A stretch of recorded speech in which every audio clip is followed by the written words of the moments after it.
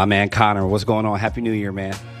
Happy New Year, man. Thanks for having me. No, thanks for being here, man. I had this idea right before the new year, and I wanted to have some healthy conversations around what people are actually doing in real life. I'm like, okay, I'm playing with this branding, this name, like, what am I going to call it? This and that. I'm like, okay, we got Def Collective, great. So let's just go with the Def Collective podcast. And I didn't want to overthink it to the point to where I wasn't taking any action. And I was like, yeah, I'm like, the name is good enough because the action and the conversations and the people that we're going to be, surrounding this with is going to be good. So, blessed to know some pretty cool people, I guess you would say, and, popular and famous and all that type of stuff. And I think that's amazing. But I said, I don't want to just talk to who everybody thinks they want to see. I said, I want to talk to the best people. Like, there are people who are absolutely authentically living and doing these things in life. So it's a blessing. I'm thankful to have a mind like yours, a heart like yours, a doer in front of me as we interview the dreamers, the believers, the creatives of the world who are really doing it. Man, I'm really excited to have you here on the Def Collective podcast. I appreciate it, man. It's good to be here. Yeah, we're going to get into it. I say God bless technology and the social media platforms that come from it.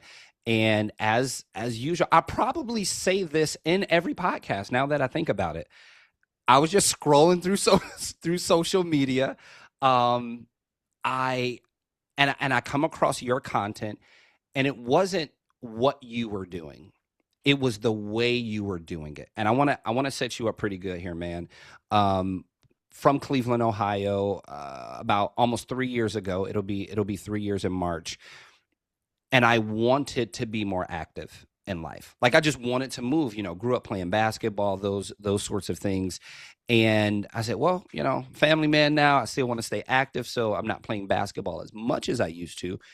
I said, so let me get in the gym. Unfortunately, I downplayed seasonal depression. Just kind of cold from the Midwest, from Cleveland, Ohio. You got to really plan for these things, and it wasn't really going the way I wanted it to. Fast forward to now. Have a very intentional and consistent gym life. I love the way my body feels. I love the way I love the way it looks. I don't feel like an old man. I can still play around with my kids and those sorts of things. So it's no surprise that fitness content came across my profile as I was scrolling. So here I am on TikTok, and I see a lot of fitness content, but then I came across yours. And it wasn't that you were eating right and drinking right and exercising these things. I heard you talking about it, but I heard you talking about it in such an authentic way. Like, you can tell from a person's tonality, their body language, their facial expression. I'm like this guy believes what he's talking about. And then I look up and it's like, oh, personal trainer, nutritionist. I'm like, oh, okay, well that makes a lot of sense. Before we jump into these questions, man, is there any way you would like to say hello to the people? Anything you wanna put out there before we jump in? Man, I'd say before we jump in, if there's one message I could give anybody, it's that you are so much more capable than you think, and you can achieve so much more than you think. And it starts with acting as if you already have it. I want you to remember that you said that, because we're gonna come back to that.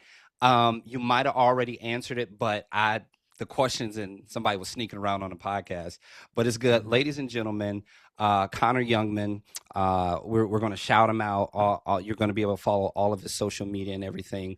Connor Youngman, who is right here, personal trainer and nutrition coach. I want you, Connor, to intentionally, like, talk your talk. Like, I want you to really, like, take up space on this podcast. Like, I want you to really get into it, and I'll open it up with our first question here right now. What are you building? What are you building right now, and why does it matter to you personally? Hmm. Right now, I'm in the process of building my Everwell coaching program. And Mm, Everwell has a handful of different meanings. And it was really important to me to get this name right because I believe words have power. Yeah. And Everwell is kind of broken up into two things: ever, eternal, forever, wellness, right? The other part of this is your fitness and your motivation should almost be like a well. You are drawing within yourself. You are the well. Mm, You are the well. And when you draw from that well, you have this eternal, you are always thirsty, but you can go to this well. You drink any other water. You drink out of this water bottle. I'm going to be thirsty in another 20 minutes, right? But when I go internally, I won't ever be thirsty again when I get that water. And so Everwell is all about going internally because everything we want to accomplish in our fitness or in life in general, we don't want to accomplish the actual thing. We want the feeling that accomplishing the thing actually gives us.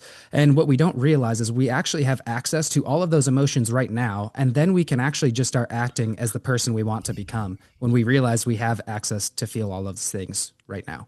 And that's what my coaching program is all about. nah, nah, nah.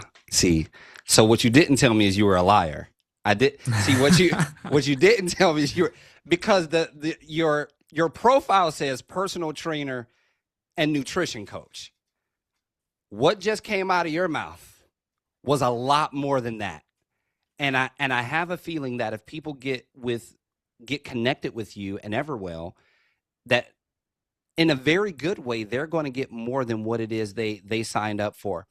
I could be wrong. I could be wrong, Connor.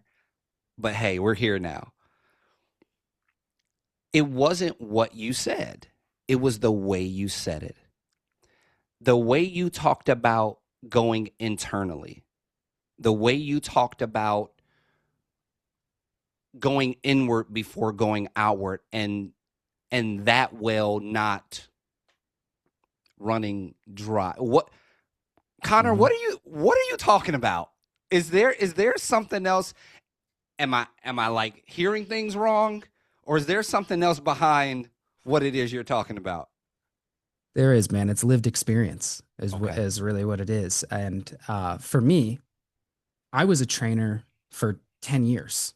And then I stepped away to go chase a paycheck in corporate life. And Mm, I realized that when I did that, I accomplished whatever it was I wanted to accomplish. And I realized that it didn't give me the feeling I thought it would. And in that process, I gained 50 pounds, okay. right? And so for 2 years, I was on the other side of the clients I'd helped for the last decade. So you talk about these guilt and shame spirals coming from someone who used to have veins popping out of their abs Yeah. Come on. and now you're struggling to bend over and tie your shoe because you got a stomach, right? Sheesh. That's that's a transformation in the wrong way, right? Yeah. And not Yeah. the transformation we want. And I would try to go back and be like, well, what were these other programs I used to do? What was my nutrition like? And I would try to force myself to do those things. But what I realized Mm, was those things worked for the old version of me, but yeah. that version of me was dead. That version of me wasn't here anymore. And there was a new version of me that was taking up space, and that version of me was not a personal trainer. And that version of me was so wrapped up, I didn't even know who I was or my what my identity was. How many people, instead of if you stopped asking people, what do you do? If that wasn't your first question, if your Yeah. first question for most people is who are you? They'd probably tell you what they do anyway, Yeah. right? Because And they don't know so how to. Yeah. Go ahead. 100%. I read this book a few years back called The Power of One More by Ed Milet, and he describes identity as a thermostat. And this was so powerful for me.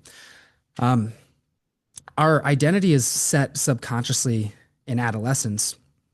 And if we don't intentionally reset this thing, all of our subconscious actions we're just going to be on autopilot, right? And so I was operating as a 70-degree person in every area of my life. And in work, I would be in my mind, I was a 100-degree person Yeah. because I identified too much with my work. So I would see the results I want in my work, but in every other area of my life, I didn't. And so, of course, when I was a trainer, I looked great because that was part of it's part of your body's a billboard, Yeah. essentially. Yeah. So now I'm in a place where I have to become a person who respects themselves and shows up for themselves, Mm-hmm. regardless of what your title is. So I had to strip down my identity to the bones. And to me, for me, stripping my identity down to the bones was I'm a child of God. And I was like, well, that's all I have right now. That's all I know right now. How do I build up from here? Because that's my only working definition right now. And if that's where you're at, by the way, that's okay. It's Get just not into okay it. to stay there. Get into it, Connor. Get into it. So here's what I had to realize was right now I'm a child of God and that's it. Great. That gives you freedom. Okay. Now you can let go of all of the self-limiting limiting beliefs that you've been fighting for and holding on to. Let go of those. So now from here, you have a blank slate. You get to decide who you want to be. So the way I did it is I reverse engineered from what I want in my life. I want to be married. I want to have kids. I want to be a great dad. I want to be my kid's hero, just the way my dad was for me. I don't want my kids to have to outsource their superhero. So my thought was this: what do I look up to? What do I love about my dad and how did he serve this huge role in my life? I saw him work hard all the time, Yeah. but he also, I could count on, I played baseball, basketball, and football through high school. I could count on one hand how many games he missed. And this man was also, at the same time, the hardest worker I knew.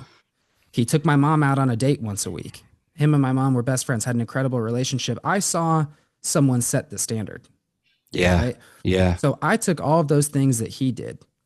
Now, I'm not my dad, right? He and I are still very different people, Sure. but he set a standard in a lot of different ways. And I thought, what does it look like for me to do those things, to become those things, right? And I knew Sure. starting off, first and foremost, it had to be if I can't keep the promises I make to myself, my kids will notice. Because I saw my dad getting up at 4:30 every morning, whether it was getting to the gym, getting to early Yeah. appointments, whatever the case. Yeah. Most things are caught, not taught. I learned most from my parents by watching, not by listening. Now, I still tried to listen. Now, I could have listened better, but I watched, right? And so for me, I was like, if I can't make sure I'm taking care of myself, when I tell my kids to take care of themselves, they're going to be like, well, dad, you don't do it.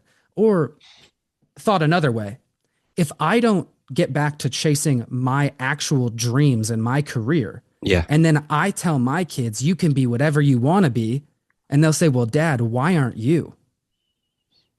And so for me, that was where it started. I want to be a great father. So every decision I make throughout the day has to support that identity that I'm trying to step into, right? So it's always becoming. You're never arriving, you're never being, you're becoming. Maybe I don't know what a personal trainer and nutrition coach is because that's that's not who I'm talking to right now. And we there's going to be so many plays on this. Like the gyms that you just dropped within 5 to 10 minutes right there. You said a couple different things. I have a question for you that's not on the list, but coming to the kids, coming to your kids watching you. I've always said that kids will hear what you say and they'll listen to what you do. Mm. They'll hear what you say and they'll listen to what you do. And coming into contact with people who have goals, who have dreams, who have desires, like you said, like you're a child of God, you got a fresh slate. Let me start with what it is I have right now. What I have come to realize is that a lot of people don't have the problem that they say they have. And I don't even know if people can clearly articulate the problem that they actually have. But what I've come to find out is that the problem that people actually have is that they are not making decisions they have the ability to make. That's your real problem. And it's like, well, I'm stuck. Well, I don't know what to do or what's next. And my follow-up question is this. Have you made every possible decision that you have the ability to make? A lot of times we will lean on, I don't have this. I don't know that person. My money doesn't stretch that long. I don't have those resources. Well, I didn't grow up the way you grew. Okay, cool. Now we know all the things you don't have and you can't do.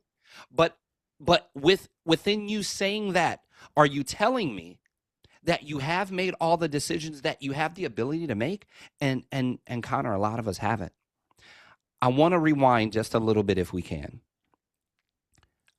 You said you were working in personal training and then you switched and you chased a paycheck.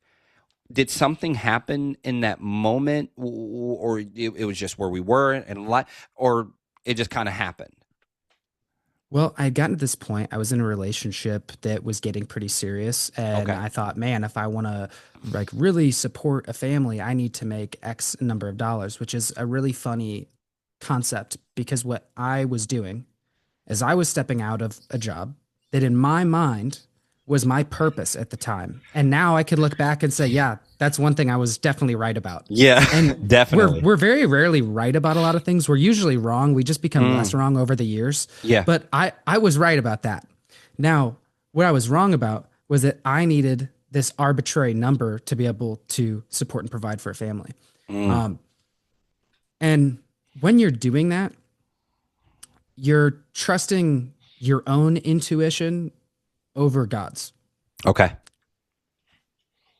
God tells us, for example, Proverbs 3:5 through 6, he says, lean not on your own understanding, Yeah. right? He tells us to have trust in God's wisdom and God's knowledge and not to lean on our own understanding. And Hmm. if we do that and we have full trust in God, he will make our path straight. So he will show you the next step. The problem is, I wasn't focused on what's the next step. I was thinking 5 years down the line. Yeah. And God's saying, I've handled that. Let me show you your next step. Let's just be here right now. Like, let's just Yep. focus on that. I Okay. I think this is a perfect segue. I want to set you up properly. Question number 2. What decisions or shifts had the biggest impact on getting you to where you are today? Mm. I'll tell you this, recommitting my life to God has been the number one. I think our our purpose on earth is Hmm. to glorify God and enjoy Him. Our greatest desires as human are to glorify ourselves and enjoy ourselves. Yeah. Yeah. And so when I can step away from that and say, who am I called to serve?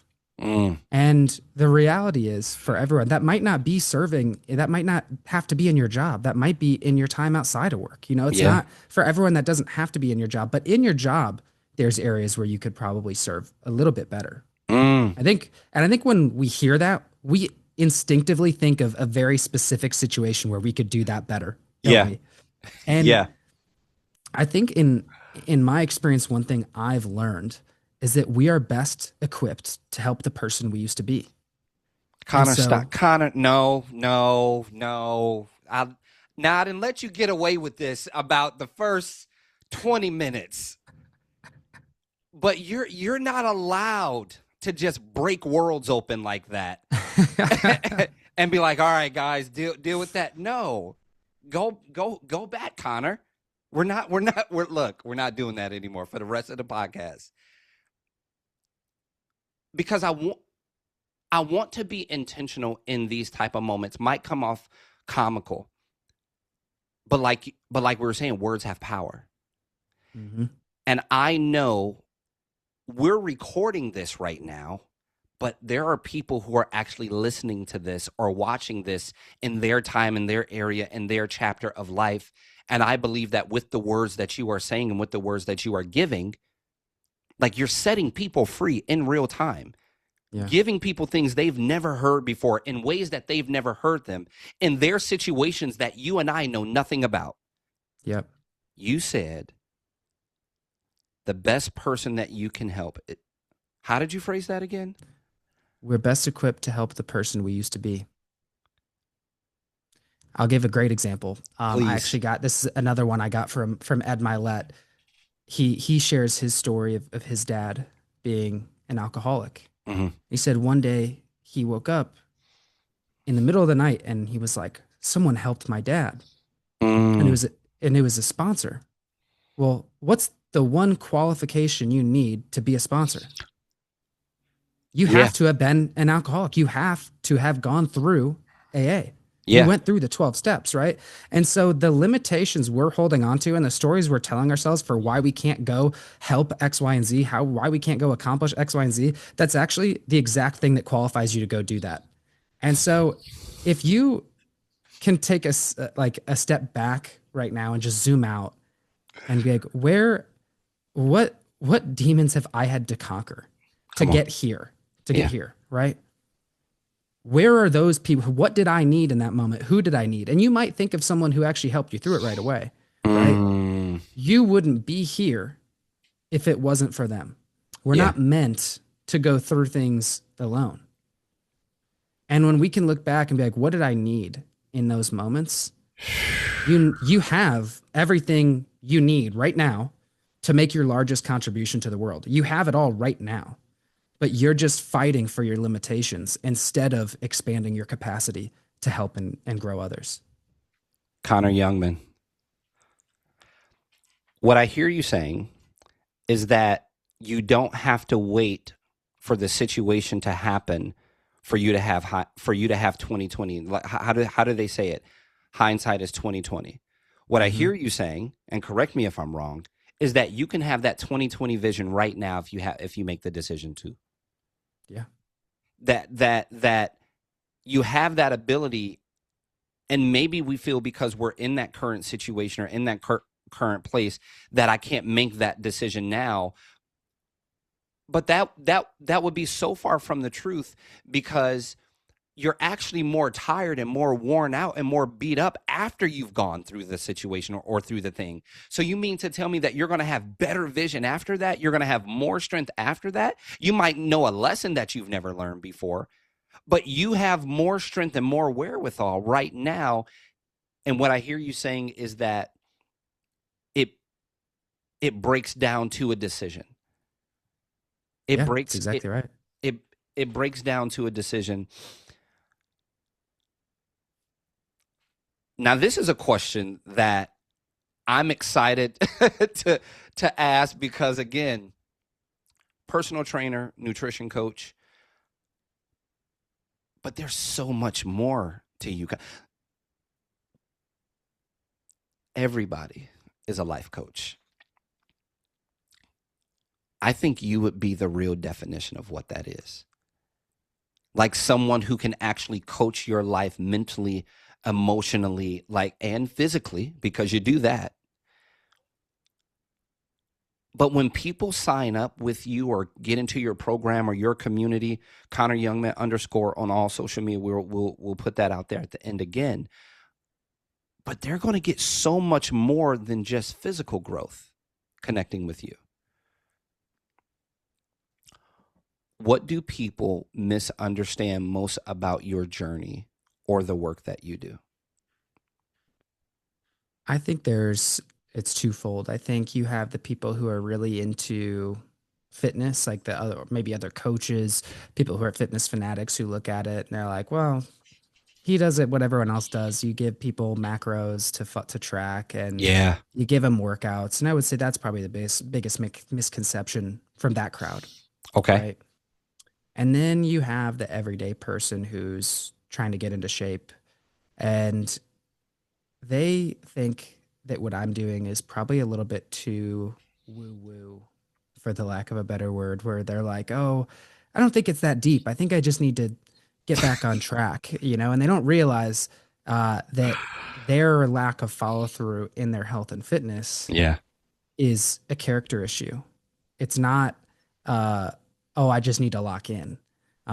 It is a deep seated issue with how you view yourself, Come on. um, and how you talk to yourself and Yeah. how you show up for yourself, because you'll show up for everyone else in your life, but you put your workouts in your schedule as a business meeting, but you ghost yourself. You would never do Mm. that to a friend. If you did Mm. what you do to your friends, if you treated yourself, if you treated your friends the way you treat yourself, You wouldn't you have would any not have any friends. friends. No, You wouldn't have any friends. no. And so my follow up to that for most people is, well, why do you do that? And there's never a good answer. And the reason why is they never sat back and thought about it, and they've Hmm. never entertained the idea that they have a character issue. Because when someone is told they have a character issue, it feels like I'm being attacked, but I'm calling you out in love because I Accountability. know you can do better Yeah. and I know you are better. And so I would say that's the thing that's biggest, the most misunderstood thing with my coaching is that um, that fitness shouldn't have to be that deep, I, but it is. yeah, it definitely is. I trust me. I figured that out. I find it interesting that they always have the answers once they get to the professional. Like, oh no, I just need the. So then, why are you here? Yeah. If Well, you that's the know, problem is everybody eats, right? Everybody eats. So everyone thinks they are a nutritionist, right? Everyone sleeps. So everyone thinks they know like, well, I'm good on 5 hours. Like, yeah, okay, buddy. You haven't gotten 8 hours in 3 years. You have no idea that if you're better I on 5 hours, love the way you put that. right? Yeah. And think of it this way, like people watch a nutrition documentary and all of a sudden they're poisoning our foods or okay. Could you imagine could you imagine if you had a plumber come to your house and he's like getting in your P trap under your sink and you're like, "Hey man, I don't think that's the right tool for that." He would look Mm. at you like you're a moron, and he would be right. But for whatever reason, when it comes to And fitness he and would be nutrition, right. right. But because we're all in our bodies every day, and because most people or a lot of people go to the gym Yeah. and they eat every day, They're like, they I know this. think, Yeah. yeah. And maybe you're an expert in your own body with how you feel in your body. But man, I know so many people when they first start working with me. I have a lot of my clients, not all of them, but a lot of them are logging their food intake. Well, all of them are logging their food intake when they start, but I have some of them journaling based on their relationship with food, how Mm-hmm. they're feeling before, during, and after meals.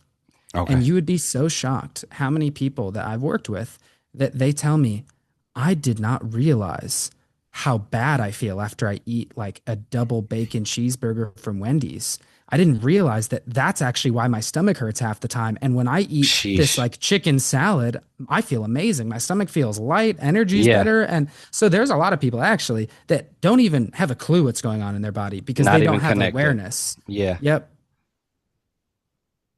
So Man, you are you yeah. And so if anybody's confused, this is what I saw. This is why I was like, look, we have got to figure out a way to reach out to this professional, to reach out to Connor and say, hey, will you have a conversation with us on the Deaf Collective podcast? Like this is a gift. This is a gift. Speaking about what it is people need to do, speaking about the decisions that people need to make, the same question for you, I think, is like the proof is in the pudding with you. Question number 4. Who did you have to become for your goals, ideas, or vision to actually work? I had to become the person who already achieved those things. How? Talk about that. So for me to be the coach I wanted to be, I had to solve these problems for myself first. And you can tell when you see coaches on social media, you can tell who's very intimately experienced in the people they coach. Yeah. So I have a really deep empathy for people who have struggled with their weight because Mm, I've been there after being a trainer for 10 years, which tells you I knew everything I needed to do, sure. but I wasn't doing it. Sure. And as I've said, that's a character issue. It's not a fitness issue, right? Mm, I know I got to be in a calorie deficit to lose weight. I know I got to be going to the gym, getting 10,000 steps. Well, why am I not doing those things? yeah. So I had to become the person who does things regardless of how they feel in the moment. Yep. And the way I did that was my reason for doing it also had to be bigger than myself. Mm. So Yeah, what was that? What was the bigger than yourself? for me, it's who I need to be for my future children, Yeah. right? So I need to be the man that shows up regardless of how he feels. And if I wake up and I'm tired and I don't want to go to the gym, and my only reason is because I want to look good so I can post shirtless pictures on Instagram, well, I'm probably not going to go that day. I'm probably going to sleep in, right? Yeah. But if I know other people are counting on me, if I know other people are needing me to show up as my best self and the best version of myself, Mm-hmm. mentally, emotionally, spiritually, Yeah. physically, is not skipping the workouts. Doesn't mean I work out 7 days a week, right? But it means when I have something planned, when I have a promise that I've made to myself, I have to do that thing. And for me, and I think for most people to do those things, we also have to have some enjoyment in the process. It can't feel Sure. like it's all discipline the entire time. Sure. I heard a great quote and it said, the person who achieves the result is the person who enjoys the lifestyle that precedes it. And so my thought was how do I make this enjoyable? Well, maybe I need to stop trying to force myself to work out 5 days a week. Maybe three Mm, is going to be more beneficial for me because I'm sticking to it. And a yeah. lot of people might say, oh, well, you're leaving gains on the table. First of all, people can make amazing transformations on 3 days a week. The other thing, it's not about those two fewer workouts that you're doing. You know what's happening? You probably already are only working out 3 or 4 days a week. The difference is you're not letting yourself down 1 to 2 times a week now. You're Oh, following through every time you say you're going to. come on. So I had to shrink the asks and increase the consistency, right? So that means maybe doing less, but doing it better and more consistently. And so Ah, those were kind of that was my journey into stepping into that. And yeah. then I just think of what does the person in me who's accomplished these things, number one, what do they feel on a daily basis? Yeah. I can tap into that right now. And the way you do that, like just so it's not like too, we can make this more practical. Sure. That version of me feels proud of myself for showing up and proud of the things I've accomplished. And maybe right now you're sitting there thinking, well, I haven't really accomplished anything. Mm, You have an opportunity right now to pause this, journal for 5 minutes, and then come back to it and be like, hell yeah, I journaled today. Right. yeah. Yeah. That So part. So you have the opportunity right now to show up for yourself. And every time you do that is a small vote for the person you want to become. And so then you can look back at the end of the week. I do weekly reflections and I can say, man, I crushed every workout I said I was going to do. I hit my Mm, steps every day. I hit my nutrition targets yeah. every day. Right. And so I can look back and I have this evidence that I am becoming that person. And I am that person right now. And I'm still also becoming him. You became your first client. Yeah. You became your first client. Like, if this is if this is who I am, or if this is who I desire to be, and I desire to create these rhythms, these routines, these habits, this lifestyle of intentional decision making, let me prove it with myself first. And there are a lot of people who are killing it outside of their home, whether that home is the physical home you live in, or that home is the home you're supposed to be taking care of, which is your body. And it's like you serving so many other people. We'll bend over backwards for people. We will wake up at 3 o'clock in the morning, drive them to the airport. We'll do this. We'll stay up with them on the phone all night talk. But like you said, we won't journal. We won't wake up early for ourselves to go to the gym. We won't, we'll give our last dollar, but we won't give our last dollar to that healthy meal. And I know somebody is listening to this right now with the best sort of conviction happening. The best sort of conviction happening. If you are listening or watching this podcast, it's not on accident that you're here listening to this and watching this. Like the way that Connor is breaking this down, and realistically, like tangibly, like this is something that I can tangibly measure, like I can apply it to my life and see some change. And I don't want to skip over that. I want to be really intentional in this moment, because this is life work. And like you said, you're not just helping people with their bodies physically. Like you are going, it is becoming intrinsic. It is going into the central nervous system, the internal psyche. Like, hey, who are you? Who do you want to be? Which part of you wants to be this? Is this for you, or is this for someone else? Like, this is really good, tangible stuff that you can take to the bank. And I don't want that. I don't want that to be looked over. Now, this last question. This is my baby. And he was poking around on the YouTube channel, so maybe he already knows. I'm getting prepared for the questions. But it means a lot, and it speaks to the intentionality that you've been bringing this entire podcast episode. It, the way that you actually live your life and apply these things that you say, like you're not just saying them, but you're doing them. And it's almost like, if we didn't have mouths to speak and people didn't have ears to hear, what would our daily habits and actions communicate to people? Mm. Because a lot of times we talk a good game. Oh, man, I'm this and I do that. I wake up and I do this. And nobody can keep tabs on you. Nobody can really see. But if everybody had a view into your life at all times, anytime they wanted to, Elijah's still in bed. Connor over there eating that double bacon cheeseburger that he was talking. Like these things, if we didn't have mouths to speak and people didn't have ears to hear, what would our daily habits and actions show these people about ourselves? What would it show them? Who would it show them that we actually are? Last question, question number 5.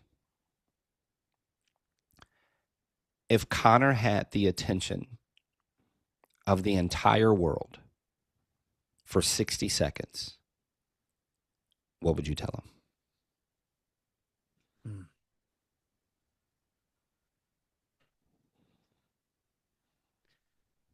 I would tell them that you are a few seemingly insignificant decisions every day away from changing your life. Moving your body, being intentional with what you eat, being intentional with the content you consume, and being intentional with the time you spend with the people around you. Yeah. Yeah.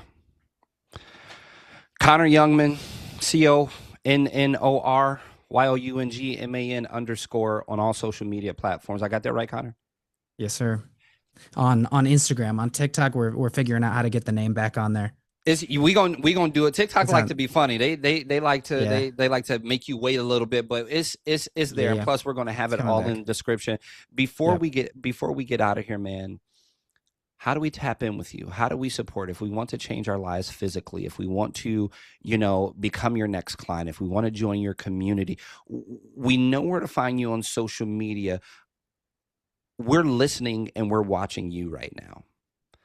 How do we best get in and not support, but how do we make a decision with you, a person that can actually change our lives? What's our call to action here? Yeah, there's a link in my Instagram bio, Yeah. and I have a coaching application. And from there, we'll go through, we'll have a conversation, and we'll make sure that that this is a good fit. And from there, we'll hop on a call, and if it makes sense, we'll go over what possible options might look like, and help you change your life. Is there an option that is most popular? Is there one that you seem to have more people on than another? Is there a place that people flow and gravitate to most, or is it wide enough to where people actually land in many different places? Most people land in some different in different places. Typically, the container that my clients work with me within is about 12 months, where Okay. it's enough time to actually make significant changes, right? A lot of times, this is a difference between my program and a lot of people's programs. I got 6 and 12 months. We're not doing 3 12-week weeks. challenges. That's that's not how real change happens, It's not. right? And I would say give an example is like some of the stuff that I focus on with clients in the beginning, it doesn't feel like enough. And the reason is Mm, because they've conditioned themselves for failure by trying to do so much at once all the time. yeah. When in reality, if you ask most people, hey, what are 12 habits you added to your life last year? They'd be like, I don't know. Maybe they'd name like one, two, or three, right? At Maybe. most, Maybe. right? But 12 habits is only one habit a month. And if you started with me and I said, we're focusing strictly on doing what you say you're going to do, we're going to track your protein intake. And other than that, you're going to do your lifts, 3 days a week, 4 days, 5 days, whatever. Yeah. We're just going to track your protein right now. They'd be like, what? Is that enough? Yes, it is for now. Great For starting now. point. We'll add to it. But right now, this is all we're doing because you need to master the art of showing up. That's that. So That's that typically, rewiring. Go ahead. yeah. So typically, most of my clients end up working with me 12 months. I do have some that start at 6 months. Typically, they end up doing 12 anyway because they just start understanding that, oh, this takes time, but Yeah. you see enough of the physical progress to be like, okay, yes, I need to keep going. But you also understand that the weight loss, like most people don't have a weight loss problem. Mm, They've lost the same 20 or 30 pounds so many times where if you were over to and add over. all that weight up, they'd be dead, Yeah. right?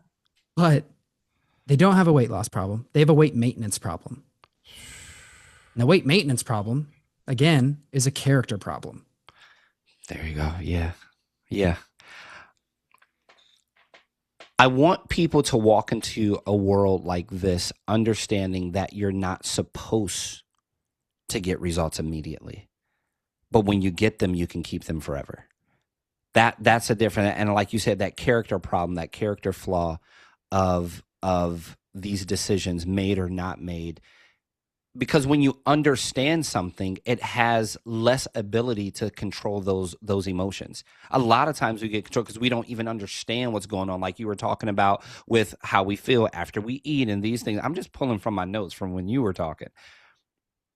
Go into it understanding it, and I believe that Connor Youngman is the guy for you, is the professional for you. Connor, I can't say thank you enough for spending this time with me today. I can't say thank you enough for sharing this space, the way you handle the questions so gracefully, and I am excited to get this information out there, to get your name and your face out there even more than it already is, because you're absolutely killing it. Thank you, and I'm interested in what a part two would look like. Absolutely. I would love that. Thank you for having me, man. It's been a blast. Appreciate it, man. Talk to you soon.